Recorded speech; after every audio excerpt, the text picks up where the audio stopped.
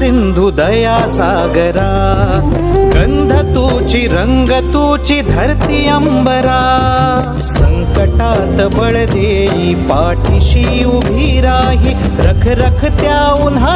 श्री स्वामी समर्थ महाराज दत्तप्रभूंचाच अवतार आहेत। चैत्र शुल्क द्वितीया हा स्वामी महाराजांचा प्रकट दिन आहे। दत्त महाराजांचे श्रीपाद शिवल्लभ, नृसिंह सरस्वती असे अवतार घेऊन गाणगापूर, पिठापूर, नृसिंहवाडी, कुरवपूर येथे वास्तव्य करून दुःखितांना दुःखमुक्त केले।